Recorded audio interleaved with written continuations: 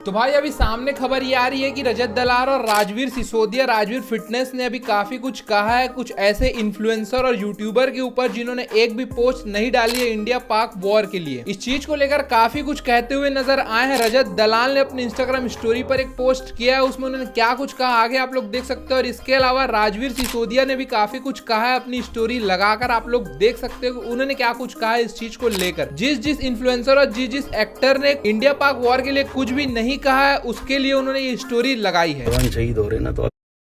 और भाई हम बात करते हैं आतंकवादियों की। असली आतंकवादी तो हमारे देश में बसे हुए हैं, कुछ फिल्म स्टार्स के नाम पे और कुछ पंजाबी सिंगर्स के नाम पे। हमारे देश का, हमारे देशवासियों का, उनके इमोशंस का फायदा उठा के सब स्टार बन जाते हैं, लेकिन जब बात आती है देश के लिए बोलने की तो कोई खुद नहीं बोलता। अभी बीते दिनों में मैंने ना एक चीज नोटिस करी, ऑपरेशन सिंदूर के ऊपर एक भी पंजाबी सिंगर ने ना तो कोई स्टोरी लगाई, ना कोई पोस्ट डाला, ना इसके बारे में कोई बात करी। हम जाते हैं, मैं तो खैर कभी नहीं गया, मेरा जूता जाए। इनके कॉन्सर्ट्स में आप जाते हो हजारों की टिकट ले लेके, इनको स्टार बना देते हो, बहुत बड़ा पंजाबी स्टार, ये स्टार वो स्टार। लेकिन जब बात देश की आती है ना, कोई भी भाई बोलता नहीं है। तो थोड़े से ना समझदार हो जाओ, अपने इमोशंस के ऊपर कंट्रोल रखो।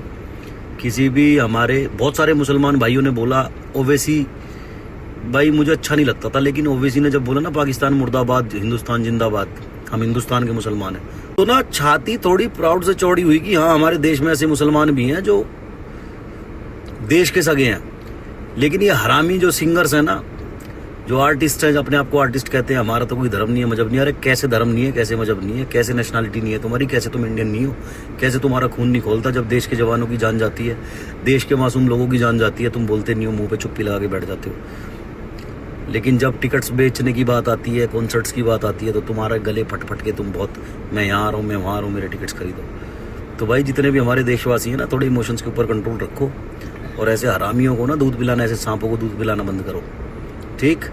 और मैं भी ज़्यादा बोलना नहीं चाह रहा कि बोलने को तो बहुत कुछ है, बोल दूंगा तो खामा में फिर वही बात है, विवाद छिड़ जाएगा, फिर लोग बोलेंगे नहीं कंट्रोवर्सी कर दी फॉलोअर्स बढ़ाने के लिए। मैं तो चुप ही रहता हूँ, लेकिन ऐसे सांपों को दूध पिलाना बंद करो।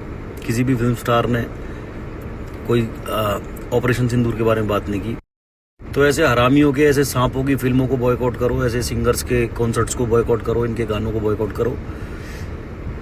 बुरा लगता है यार कि देश के अंदर ऐसे सांप हैं, पहले तो बाहर के आतंकवादियों से परेशान, फिर देश के अंदर के जो आतंकवादी हैं साले देशवासियों के इमोशंस का इस्तेमाल करके स्टार बने घूम रहे हैं। लेकिन जब बात आती है देश के बारे में बात करने की, तो इनके मुंह से ना एक आवाज़ नहीं निकलती। मेरा तो बड़ा खून फूकता, तुम्हारा फूकता नहीं फूकता पता नहीं। तो भाई मेरा तो जाए जूता आज के बाद कोई मूवी देखने इन हरामियों की।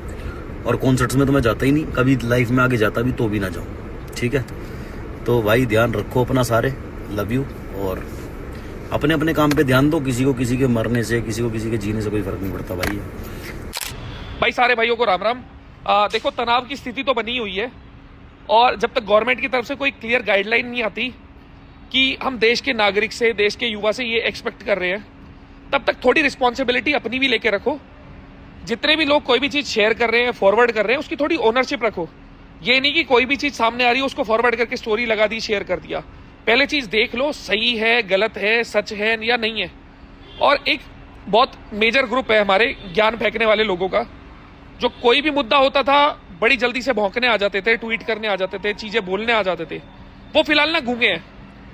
तो अपनी जो पाकिस्तानी ऑडियंस है, जिसका तुम्हें लग रहा है डर कि इसे खो दोगे, उसको अंदर घुसाओगे क्या भाई? जरूरत के टाइम पे बोलोगे नहीं, फिर बाद में रोते रहोगे कि ये हो गया और वो हो गया, सरकार ने ये कर दिया। नागरिक को कम से कम नागरिक का फर्ज तो निभाओ। जब बोलते हो तो हर जगह हर टाइम बोलना सीखो ना, बैठे रहो तुम ऐसे।